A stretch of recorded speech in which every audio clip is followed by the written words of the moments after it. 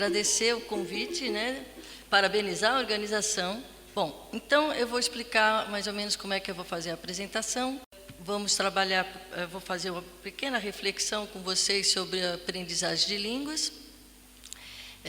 Depois vou entrar no que nós estamos fazendo, vamos entrar na intercompreensão e no que estamos fazendo em Natal, nesse momento. Vamos começar então com uma história, mas não é para vocês dormirem, é só para introduzir o nosso assunto. Era uma vez, muito tempo atrás, uma época em que as pessoas viviam felizes e em paz, saudáveis, de bom humor, todos possuíam muitas terras, muitos animais, eram felizes, né? Não precisavam de nada. A questão é que toda essa facilidade levou-os a ser orgulhosos e começaram a pretender ser como Deus. Bom, Deus não gostou nada dessa história, de eles quererem construir uma torre para poder chegar até o céu. E com isso, para poder puni-los pela presunção, resolveu dispersar as pessoas e, para dificultar a compreensão entre elas, fez com que começassem a falar línguas diferentes. Esse, como você já deve ter descoberto, é o mito de Babel, o mito da confusão. Inicialmente, as pessoas, as civilizações permaneceram meio afastadas, sem comunicação entre suas histórias, mas aos poucos os contatos se estabeleceram, as trocas se intensificaram. O que podemos constatar ao longo da história da humanidade é que o encontro entre os diferentes povos permitiu o enriquecimento com trocas de valores, saberes, ideias, de costumes. Ao querer separar os homens, se criou espaço para uma diferença legítima. Podemos verificar ao longo dos séculos como o encontro de culturas trouxe engrandecimento para as nações.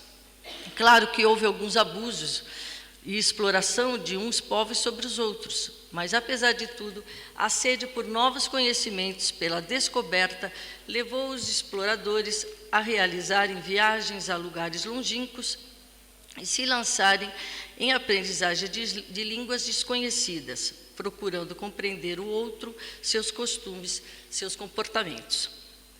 Língua e humanidade são inseparáveis.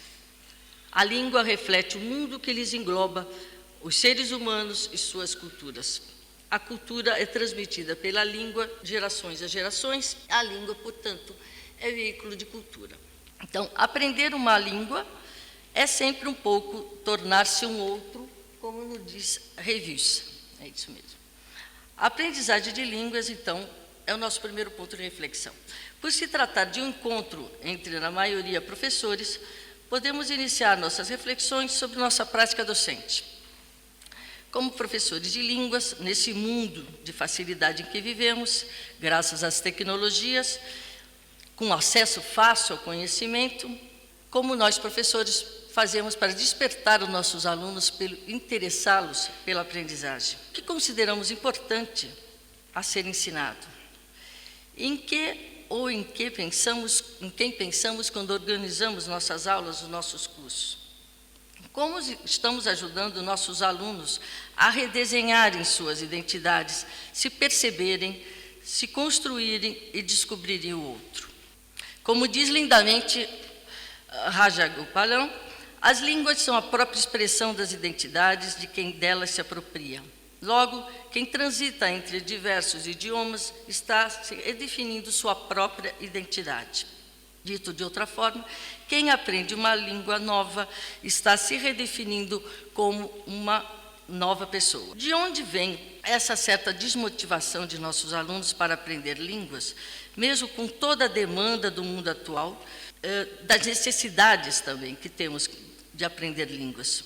E vocês veem que nós ouvimos de professores brasileiros que trabalham, por exemplo, com espanhol, alunos reclamarem de alunos que dizem, por exemplo, não preciso estudar espanhol é muito fácil, eu já sei. E de espanhóis, talvez, os professores que ensinam português ouvem a mesma coisa. Francês, vai estudar francês, mas vai servir para quê o francês? Ou então, eu detesto inglês, mas o inglês é preciso. Quando os professores, por exemplo, ouvem de seus alunos esse tipo de comentário, não precisam estudar espanhol, por exemplo, porque é uma língua fácil. O que fazem, em geral, os professores, alguns, ainda bem que são alguns professores de espanhol, procuram mostrar-lhes que não sabem tanto assim.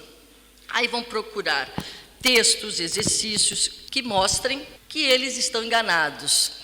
Vão procurar centrar, reforçar o ensino nos falsos cognatos, buscando estratégias que mostrem que eles não sabem tanto assim.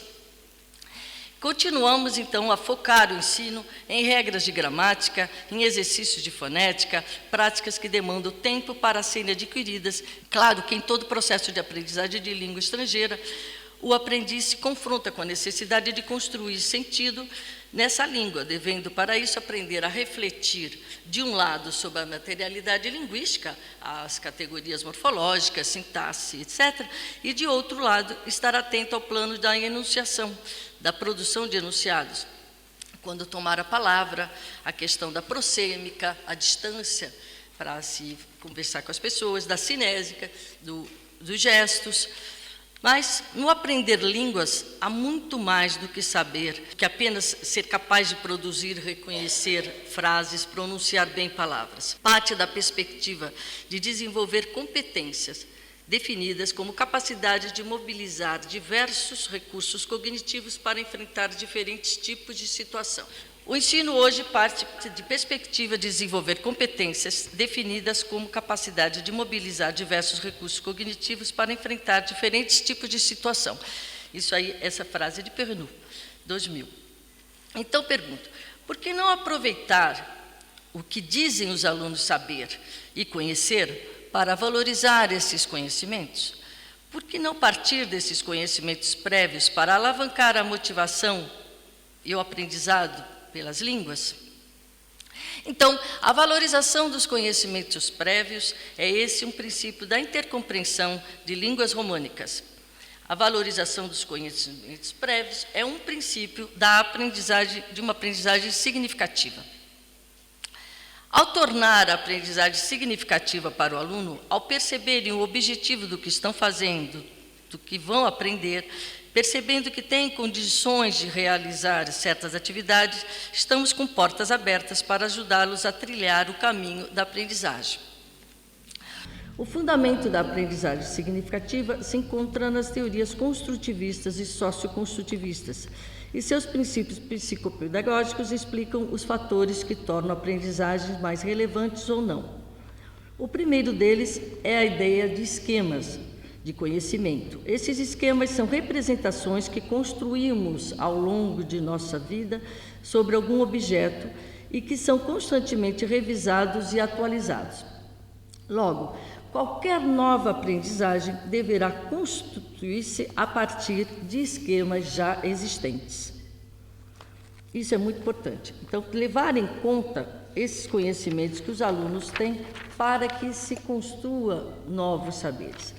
O segundo princípio de uma aprendizagem, que torna uma aprendizagem relevante e que afeta a aprendizagem significativa, é a vinculação entre os novos conteúdos e os conhecimentos prévios. A aprendizagem é relevante quando conseguimos estabelecer corretamente as relações entre o conteúdo novo e os esquemas já existentes. Então, não só você valorizar os conhecimentos, mas procurar articular esses novos conhecimentos que eles têm com os novos saberes. Essas relações devem ser intencionais e não arbitrárias, e só serão possíveis de acordo com o nível de desenvolvimento do aluno, ou seja, a sua capacidade cognitiva para atualizar seus esquemas de conhecimento, identificando as semelhanças e diferenças com os esquemas anteriores. Então, como exemplo, podemos citar a questão da própria proximidade linguística. Quem faz essa aproximação? A gente diz assim, não, mas português e espanhol são línguas muito próximas, só que nós vemos como próximas, mas não necessariamente os alunos percebem. Então, deve ser chamada atenção para essa semelhança de línguas. E vocês vejam um exemplo, conversando com o motorista de táxi, porque eu estou procurando trabalhar com a intercompreensão, aqui em Córdoba, ele disse que ele entendia o que eu falava porque o português era muito próximo do italiano, e ele, como filho de italiano, ele tinha esse conhecimento. Eu fiquei muito surpresa, porque eu falei, é mesmo, para nós, é muito mais próximo o português e o espanhol. Mas por quê? Porque ele fez a aproximação com base no conhecimento prévio dele, que o conhecimento que ele tinha mais era do italiano. Mas nos compreendemos, que foi o principal. Outros fatores que influenciam na atitude favorável em relação ao objetivo de aprendizagem são os aspectos relacionados à atenção, à afetividade, à autoestima e o autoconceito que o aluno tem de si mesmo. As expectativas de êxito ou de fracasso determinam se o aluno se sente capaz ou não de aprender determinado conteúdo e se ele é significativo na sua aprendizagem. Portanto, minha gente, é de suma importância se partir de terreno firme, de conhecimentos já existentes, da valorização do que os alunos já sabem, para conquistá-los para o novo. Podemos verificar que estamos assistindo no século XXI a passagem de uma epistemologia positivista a uma epistemologia da complexidade, no sentido de oposição ao simplificado, à simplificação e à noção de separabilidade que corresponde ao princípio cartesiano, segundo o qual é preciso, para se estudar um fenômeno, resolver um problema, decompô-lo em elementos simples. Esse pensamento se traduz cientificamente pela especialização e hiperespecialização das disciplinas, ocasionando a divisão delas. Então, essa divisão de disciplinas. O que assistimos hoje é o que se tem procurado reunir e ao que era separado, constituindo interações entre os elementos. O pensamento complexo, de acordo com a teoria de Edgar Morin, convoca uma dialógica que utiliza o separável, mas o insere na inseparabilidade. Trazendo esse pensamento para o nosso tema, que é a intercompreensão, o paradigma da complexidade parece, pois, inevitável nos dias atuais. O contexto político, social, praticamente exige o exercício de uma comunicação plurilingüe, pluricultural. A escola precisa estimular ainda mais a prática coletiva e a religação dos conhecimentos, a religação das disciplinas baseadas em projetos, trabalhos colaborativos e, portanto, acredito que aí é minha opinião, a abordagem comunicacional de Claire Bourguignon parece constituir uma proposta mais pertinente e inerente a essa mudança epistemológica que estamos vivendo. O paradigma atual da existência não deve ser mais o da concepção de dominar, de possuir minha disciplina, meus conhecimentos, meus alunos, minhas aulas, ter certeza, não ter certeza, verdades absolutas. Estamos vivendo um momento de ajustar, de fazer junto, fazer com, fazer o que se pode com o que se tem. Estou aqui parafraseando Edgar Morin. Tomando como base, então, o paradigma da complexidade, podemos afirmar que a intercompreensão entre línguas românicas colabora com esse postulado ao pretender superar essa visão reducionista e fragmentada do trabalho pedagógico, propondo uma didática plurilingüe, pluricultural. Um outro princípio que é da intercompreensão é o desenvolvimento de competência definida como uma aquisição, um aprendizado construído e não uma virtualidade da espécie de ordem inata. Aqui chama atenção para a diferença que faz Perrineau entre competência e habilidade. Uma competência, ela passa por raciocínios explícitos, decisões conscientes, inferências e hesitações, ensaios e erros. Esse funcionamento pode automatizar-se gradativamente e constituir-se, por sua vez, em um esquema complexo. A partir do momento que ele, o sujeito, fizer o que deve ser feito, sem sequer pensar, pois já o fez, não se fala mais em competência, mas em habilidade. ou no hábito. Então, o que acontece na intercompreensão é isso. A gente vai tentando trabalhar com a metacognição, refletindo sobre o que está acontecendo, buscando significados, ousando, arriscando, todo um trabalho consciente. Do momento que houver o apagamento dessa consciência, já estamos trabalhando aí com habilidades. Já virou habilidade, já virou um hábito. Então, é esse também uma das propostas da intercompreensão de línguas românicas, desenvolver competências. Como tentativa de sintetizar o que falamos até o momento e procurar definir os conceitos, assim como nós temos o quadro comum europeu de referência para as línguas, que vocês chamam marco em espanhol, marco para as línguas, temos o CARRAP, que é um quadro de referência para as abordagens plurais. Aí o professor Jean-Pierre Chavin já tratou dessa parte, mas, bom, é um quadro coordenado por Michel Candelier e ele trata, por exemplo, das abordagens. Então, a intercompreensão é uma delas. Nós não precisamos, na verdade, essa separação foi feita mais para efeitos de estudo, porque nós podemos trabalhar com as quatro ao mesmo tempo. Podemos trabalhar com o despertar, a intercompreensão de línguas românicas, como sensibilização, despertar para as línguas. Podemos trabalhar junto com o professor de história, de geografia, dando textos plurilíngues para os alunos. Estaríamos trabalhando com uma didática integrada e podemos trabalhar com abordagem, isso vem automaticamente, uma abordagem intercultural. Então, desenvolver a compreensão, que constitui um dos 7 saberes para a educação do futuro, de Edgar Morin. Desenvolver na escrita e oralmente, certo? Em línguas aparentadas, vizinhas. Aí eu pus toda a terminologia próxima, com base na língua 1 ou nos conhecimentos que o aluno tem. A intercompreensão entre línguas, então, propõe um trabalho sobre diferentes línguas da mesma família, com base nas línguas de conhecimento do aprendiz. Então, a intercompreensão tem como proposta desenvolver competências de compreensão escrita e oral em língua tipologicamente aparentadas, de forma a instrumentalizar os aprendizes para o uso das línguas com habilidade. Então, os princípios do trabalho centrado na intercompreensão entre línguas é o princípio da aprendizagem significativa, como já foi dito, no momento que procura trabalhar com a valorização dos conhecimentos prévios dos aprendizes. O paradigma da complexidade, por promover a integração das disciplinas, a inter-relação dos conteúdos, o desenvolvimento de competências, não apenas plurilíngues, mas atitudinais, contribuindo para a formação do cidadão. Vocês devem estar se perguntando agora, né, como trabalhar com línguas que jamais estudamos, né? Porque o professor vai trabalhar, por exemplo, com italiano, francês, espanhol, mas como que eu posso trabalhar se eu só sei o espanhol ou eu só sei o francês, não é? Então, é um desafio.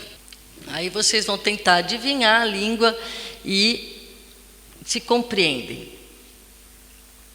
Rapidamente, a Pipe, que está aqui no primeiro slide, a Helena Sebério, ela é da Universidade de Rio Quarto e ela desenvolve um trabalho muito interessante com a intercompreensão.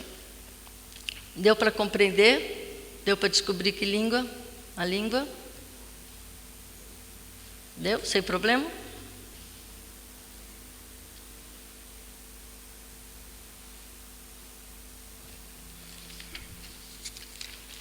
Estão fazendo o teste?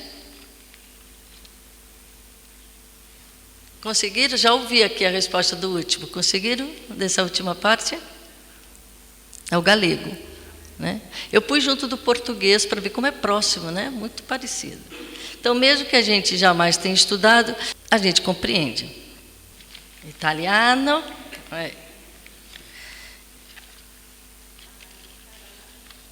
E catalão. Isso.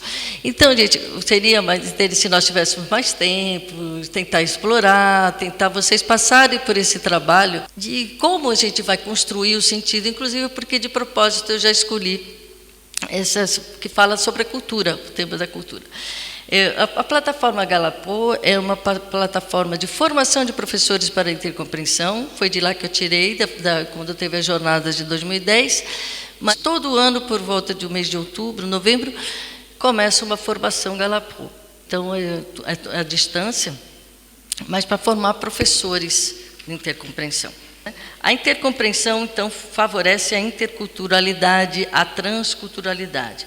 Não somente nos remetendo à ideia de alteridade, ainda é atual, mas tão desenvolvida nos anos 70 e 80, pelo menos em didática das línguas. A IC, a intercompreensão, que a gente chama de IC, favorece o viver junto, que é quarto pilar para a educação do futuro, segundo a Unesco. Agora, na segunda parte, eu vou contar para vocês o que nós fazemos em Natal. De 2010 a 2014, o que é que nós temos feito em cursos, pesquisas e projetos e colóquios? O que é que nós estamos desenvolvendo? Bom, então, em 2010, quando nós voltamos do nosso pós-doutorado, que nós fizemos em intercompreensão, nós colocamos a disciplina no curso de intercompreensão de línguas românicas do curso de letras, na grade curricular do curso de letras. Isso é importante porque, se a gente queria difundir, o objetivo era difundir a intercompreensão, a gente tinha que começar pela formação de professores. E fizemos também com os colegas do departamento para apresentar o projeto de intercompreensão e com aqueles que se interessassem uma formação. Convidamos o pessoal para fazer parte da formação Galapô, que se deu em 2010. E como desde 2010 tem essa formação no mês de outubro, todo ano a gente convida o pessoal para poder participar engrossar um pouco o nosso grupo, porque a gente precisa para difundir, né, intercompreensão. Em 2013, nós fizemos o curso de extensão, o curso da Centro de Línguas da Universidade. Nós introduzimos a disciplina Plurilinguismo e Interculturalidade, também com a intenção de difundir a intercompreensão no meio acadêmico. Na pós-graduação também, desde 2011, nós estamos realizando pesquisas, que vocês vão poder conhecê-las aqui durante a jornada, também integrando a intercompreensão nas disciplinas do curso, no programa de pós-graduação. Nós tivemos, desde 2010, uma média de 52 alunos que passaram pela disciplina de intercompreensão, e nós distribuímos um questionário, mas recebemos muito pouco retorno, para ter uma ideia de o que está acontecendo com esses alunos que passam pela disciplina de intercompreensão, que são alunos de espanhol, português, inglês, de toda a licenciatura da universidade.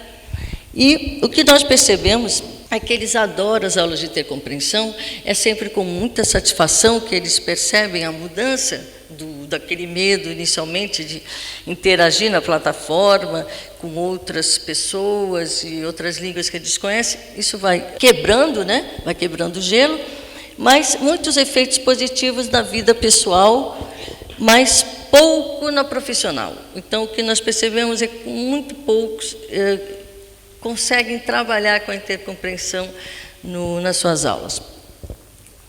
Percebemos também que, para muitos, houve aumento da autoconfiança e, curiosamente, os que continuam trabalhando com a intercompreensão estão ainda ligados ou a um projeto de mestrado, de doutorado, ou ligado a nós da universidade.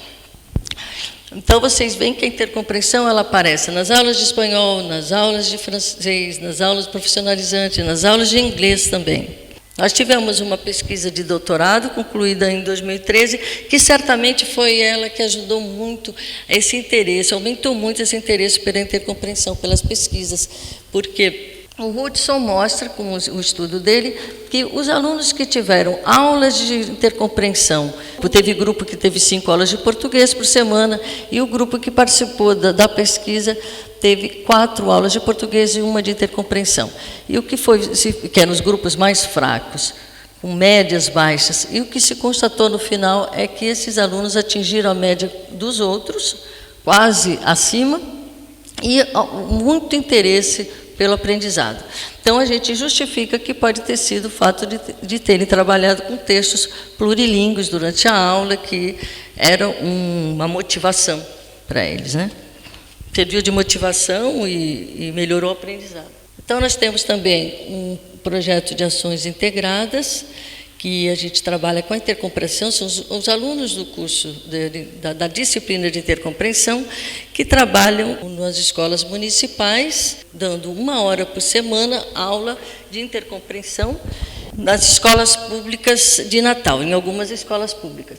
O projeto inicial eram 3 bolsistas e a gente atendeu 6 escolas municipais, fazíamos reuniões semanais para elaborar o material, isso na primeira versão, e os professores da turma, que 10 anos tem um professor só, o professor era convidado para participar dessas reuniões, que também já era uma forma da gente convidá-los, convencê-los, apresentar o projeto, apresentar o que é intercompreensão e trazê-los para que depois eles pudessem trabalhar sem o bolsista. No projeto de 2012 e 2013, eles tinham, como eu falei, né? Eles trabalham na aula com o professor. Rapidamente, como é que se trabalha? Se trabalha com sequências didáticas e, como são crianças, se trabalha com fábulas. Então, foi proposital a escolha da fábula da cigarra e da formiga, porque tem toda aquela questão formativa. Então, a gente tem sempre, no fundo, essa questão formativa. Você se identifica mais com a cigarra ou com a formiga, porque trabalhamos na sequência didática 2 os itinerários românicos, que, para quem não conhece, vale a pena visitar. Eu pus até aí o link. Vale a pena porque é muito interessante, ele é gratuito, ele é aberto, e se trabalha com 6 línguas também. Tem o romeno e o catalão, que são línguas que nós não trabalhamos com as crianças. Na sequência didática 3, tem um projeto que é realizado entre o bolsista e o professor da turma. Então, aí varia, de acordo com a escola, varia. Então, temos, por exemplo, o professor tem no conteúdo trabalhar com imigração, a imigração no Brasil. Então, vão pesquisar sobre os imigrantes italianos, festas, como é que se faz na Itália, como é que é a festa na Itália, ou a festa importante nos países de língua espanhola, e da França, ou de país de língua francesa. E, então, o bolsista ele vai sempre articulando a intercompreensão com o conteúdo que o professor iria já desenvolver. Isso tem dado certo. E se faz também questionário para avaliação do aprendizado deles ao final de cada sequência didática. Nós não temos, assim, registro de professor que trabalhou sozinho com a intercompreensão depois da saída do bolsista, né? Quando acaba o curso, por exemplo, aquele professor, ele poderia, quando o professor não está, o bolsista não está, nós não temos esse conhecimento de que ele tenha ido procurar por conta, com a participação do bolsista. Por os bolsistas tem sido muito interessante, porque inclusive eles já fizeram publicações, então tem sido muito válida. E na versão de 2014 a gente resolveu pegar uma escola e ir subindo, 5º ano, 6º ano, fixa um pouco mais. E a gente fica percebendo que falta formação de professor. Então, nós, em 2013, tivemos essa ideia de realizar um colóquio para poder convidar esses professores das escolas públicas, que é o nosso foco principal, são as escolas públicas, e para tentar trazer esse pessoal, para encorajá-los. Realizamos um colóquio em Natal, que contou com aproximadamente umas 300 pessoas, professores, entre os 3 dias do evento. Nós demos um questionário para o pessoal para poder saber o que eles tinham achado. Interessante notar que nessa apresentação do colóquio, os convidados, cada um falava na sua língua. Então, eles tiveram intervenções em italiano, em espanhol, em francês. Ficaram, vocês vão ver aqui como é que eles ficaram. As primeiras impressões deles, adoraram, acharam assim interessante. Eu nunca imaginei que eu fosse ser capaz de entender italiano. Muitos acharam o italiano muito fácil. O francês ganhou do mais difícil, viu, Jean-Pierre? Todo mundo achou o francês mais difícil. Mas vocês veem aí só pontos positivos. As críticas que eles teriam, sugestões, na verdade foram mais sugestões. Eles querem mais formações, a gente até está pensando já em realizar um segundo no próximo ano. Isso tudo tentando ver se poderia, se isso iria ajudar a expandir a intercompreensão, mas é difícil.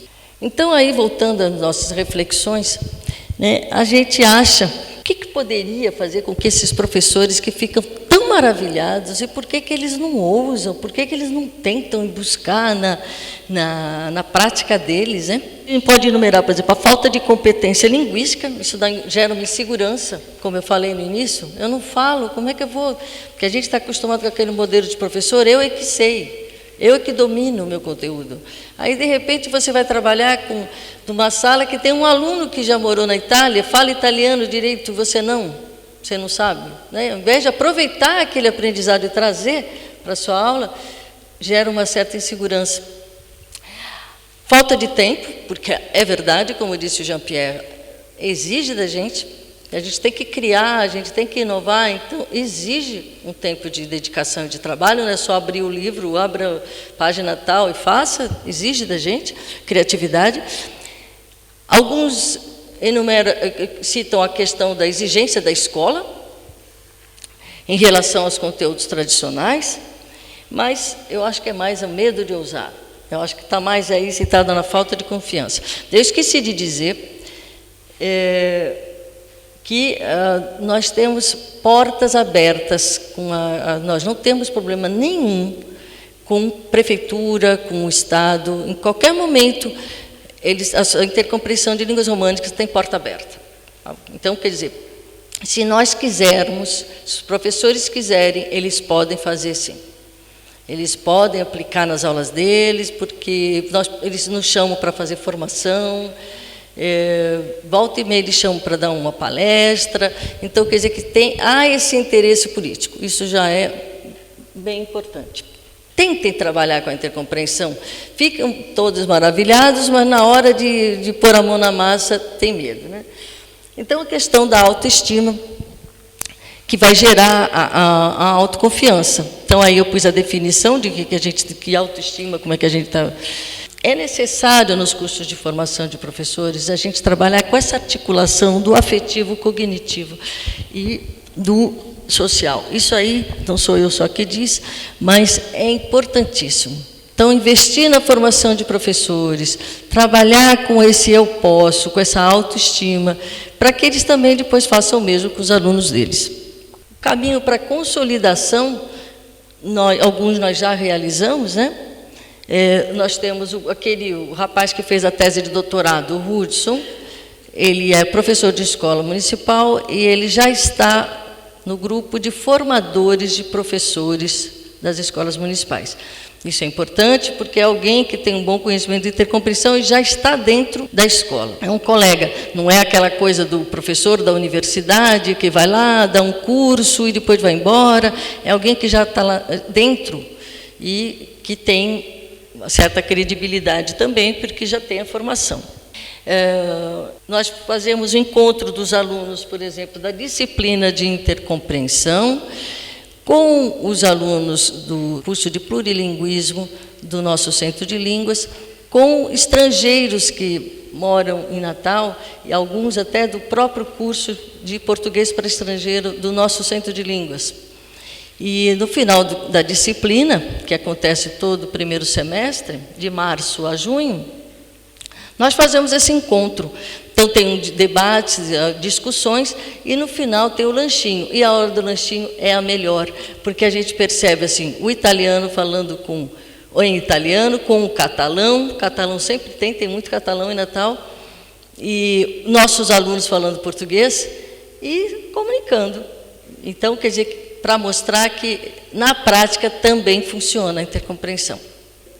É importante continuar a investir nas pesquisas, porque as pesquisas é que vão dar credibilidade para o nosso trabalho, né? Fazer cursos, continuamos fazendo, estamos pensando em fazer um segundo congresso. O que ainda nós não fizemos, mas também é uma forma talvez de consolidar, é organizar encontro entre os nossos estudantes de intercompreensão com os estudantes estrangeiros que estão em convênio na universidade.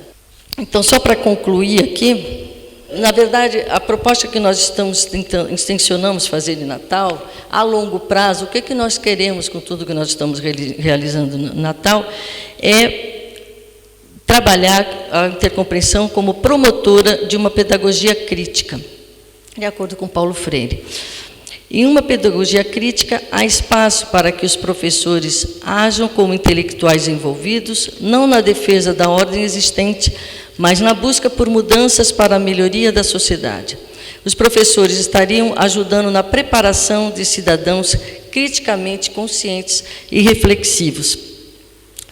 Por isso, nosso trabalho está comprometido com a valorização do crescimento pessoal, mais do que na aquisição de conhecimentos linguísticos. O objetivo, é claro, que é despertar também para as outras línguas, mas mostrar que, por meio das línguas, culturas, os aprendizes se percebam, que eles percebam e que podem, né, perceber a realidade em que eles vivem, que percebam que as línguas expressam as realidades sociais, ao mesmo tempo em que as cria, como diz Gramsci. Esses são os caminhos desafiadores que a gente está tentando implantar em Natal. É incontestável que a opção de se trabalhar com diversas línguas constitui um grande desafio didático-pedagógico, mas vale a pena. Uma dinâmica de valorização das línguas, inclusive da materna, deve ser percebida como um recurso cognitivo e não como um obstáculo ao processo de aprendizagem. Trata-se de desenvolver competências, habilidades que possuímos, porque somos plurilíngues, na medida em que temos capacidades para aprender línguas e que a atitude para se aprender línguas é natural e está ao alcance de todos.